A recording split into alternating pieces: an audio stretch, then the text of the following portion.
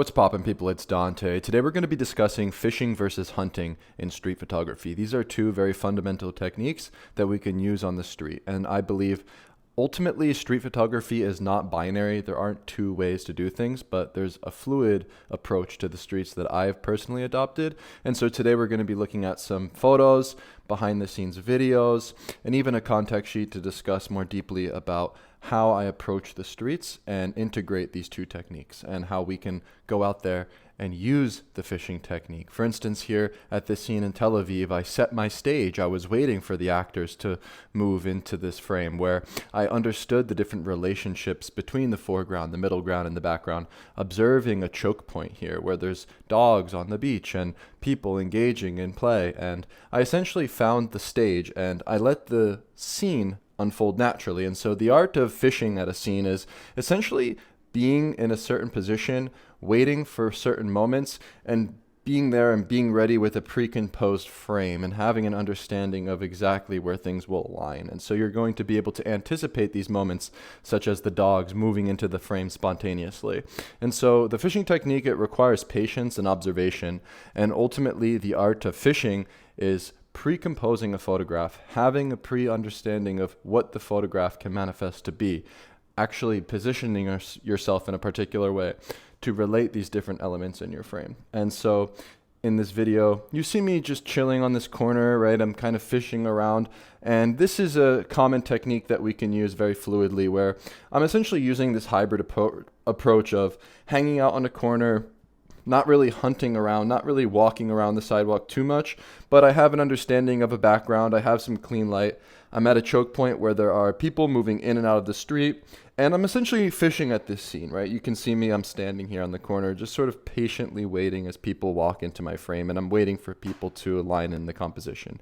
And I'm not necessarily taking it too seriously with this hyper pre-composed photograph, and so I want to understand through looking at this video how we can essentially use these techniques to increase our ability to make better photos, because there isn't one way to do this thing. Where in this photograph here, you can see me photographing a mural and there's this beautiful popping color.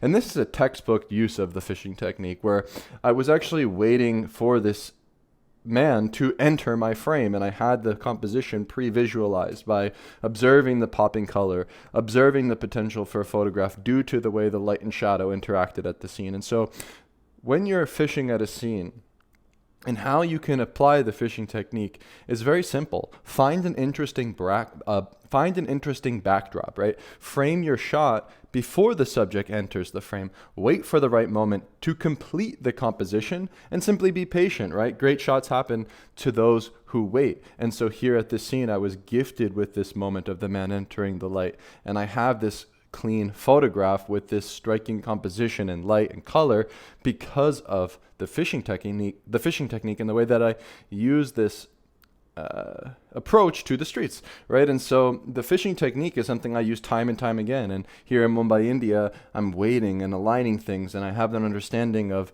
the way I can relate the foreground, middle ground, and background. And I'm simply positioning myself at this choke point, waiting for the bird to enter my frame. And as the bird flew into the frame, I wound up making this photograph. And so it's a very practical technique. I mean, honestly, if you're out there on the streets and you see something visually interesting, you're looking at the geometry, the form, and the shapes, you have a clean backdrop, why not wait, right? I think it's best to be fluid on the streets. If you see something intriguing to you, simply be patient and wait, and things may just align. And so the most practical and fundamental piece of advice I have for you when it comes to the fishing technique is to find a choke point. You know, a choke point can be anywhere. A choke point can be a regular corner on your sidewalk here in Philadelphia, right, where I live.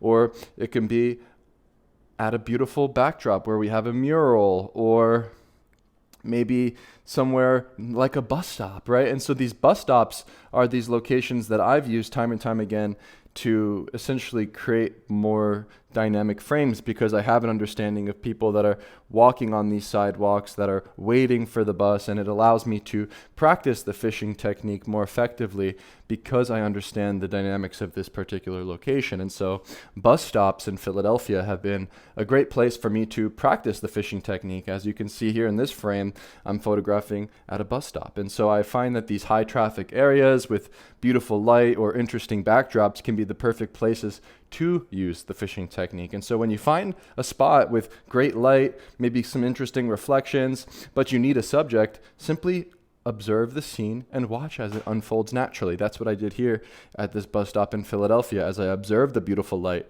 And there weren't any subjects in my frame, but over time, through observing and sort of just photographing and fishing at the scene, these different pieces aligned. And so when you find that a scene has strong layers and it needs a human element to complete it, this is the perfect opportunity for you to use the fishing technique. And so ultimately, this technique of fishing will enhance your ability to complete a photograph, where I find that photography is a visual game and a physical pleasure. And as much as we can see and perceive the world with our two eyes that are connected to our brain, that allow us to see life with sharp visual acuity, we have to remember that the composition derives through the movement of our body, through the physical pleasure of walking and observing and photographing. And I find that the hunting technique is all about the physicality of the streets, where here at this scene in Philadelphia, as this man swoops by doing a wheelie, I dropped low to make this composition. I had to respond with my instinct. And so the hunting technique is all about staying light on your feet and ready to strike by walking the streets and reacting in real time to the moments that are fleeting, where you want to move quickly, scanning for opportunities. And ultimately, the hunting technique is all about walking and observing and responding intuitively. It's very instinct driven. And so I find that there are moments like this here in Philadelphia where I'm using the hunting technique. I'm finding these relationships very quickly and I'm responding intuitively. I see the relationship between the woman wearing red and the people in the background wearing blue. And then I wind up making a photograph with one click of the shutter by making a quick photograph. However, relating these different elements instinctively creates for more compelling imagery. And so the hunting technique is very simple. You want to move with awareness and speed, adjusting your settings on the fly and always being prepared to make a photograph of these moments. Look for these expressions, gestures, and just stay observant and react to these moments through your gut. And so in Mexico City, as the rain fell and I was running for cover, I wound up waiting and finding this moment here very quickly, photographing this gesture of this kiss. And these very fleeting moments can become beautiful in street photographs. And I find that the art of hunting is all about that speed, agility, and the movement of your feet and the physicality of photography. And so here in Mumbai, India, I was walking along the pipelines in a very new location. And as I arrived at the scene, a very playful little street fight broke out spontaneously through these children interacting at the scene. And you can see the way I respond instinctively, very fast and quickly to make this photograph of the punch. And these kind of instinct-driven photographs become very visually impactful and emotionally impactful. These moments that are fleeting, these moments that occur very quickly, require you to be on your toes. They require you to not only have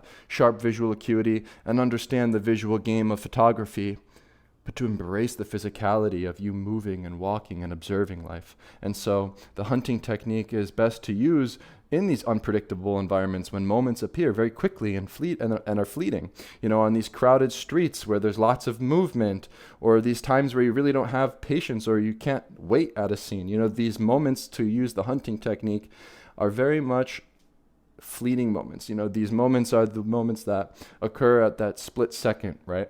And so here at this scene in Zambia, Africa, as you observe this contact sheet, I made the photograph very quickly. I entered this market and this man essentially looked back at me in the beautiful striking light, and I made one photograph very quickly at the scene. And so it was the first photograph on the contact sheet that I made. This is the prime example of using the hunting technique, of simply responding intuitively as the gesture entered my frame.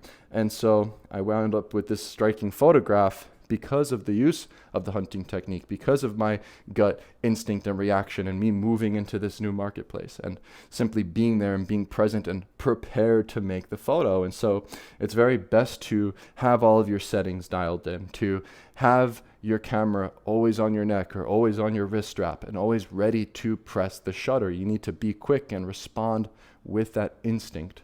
And so there is no superior technique.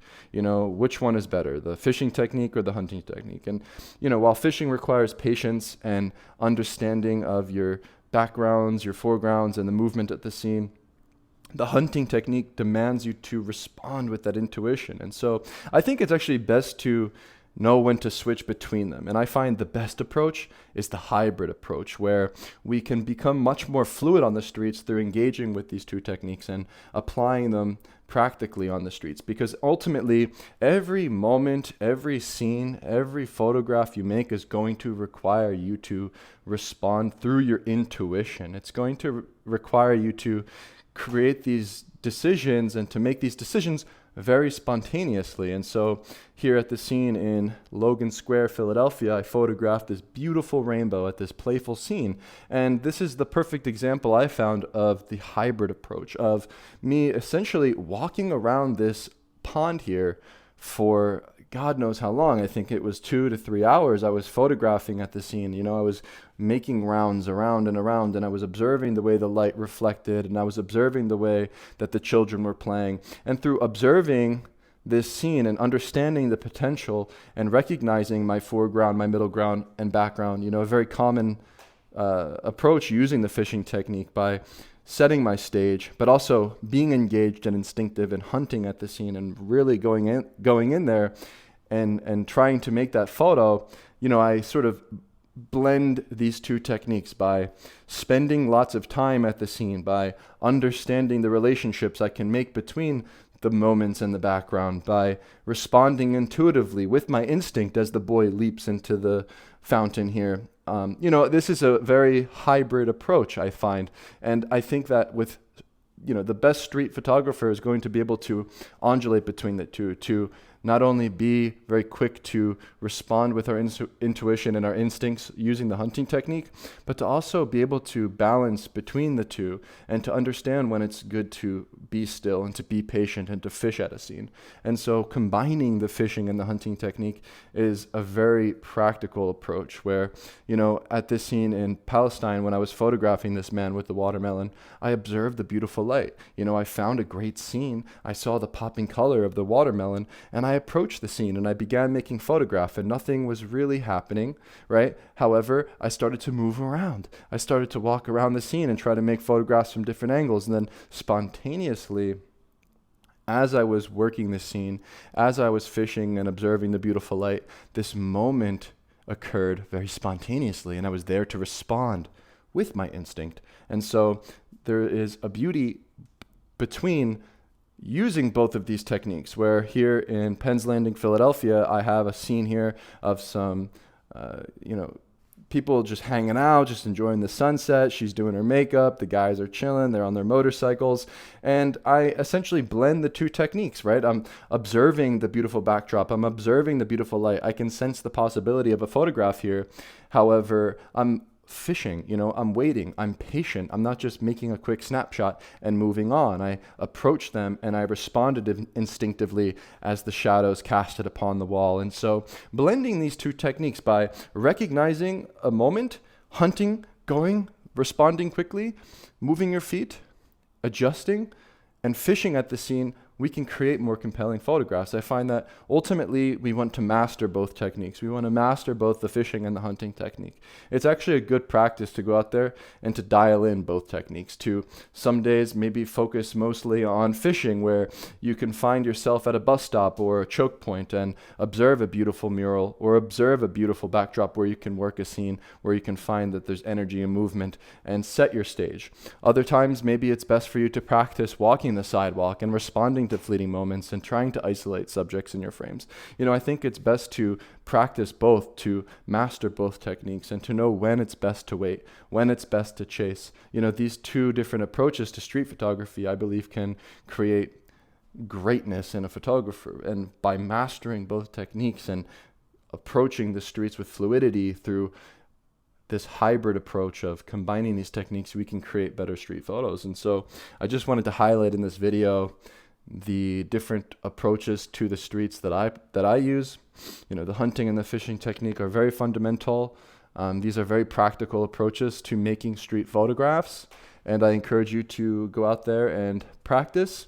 And so if you want to learn more about street photography, feel free to check out DanteSisifo.com. I have a lot of different resources on my blog about street photography. You can also go to youtube.com/streetphotography to check out some videos. I believe I made a playlist recently with all the different lectures I've been making on street photography. So hopefully something in this video has inspired you to go out there and to give these techniques a try. And I will see you in the next video. Peace.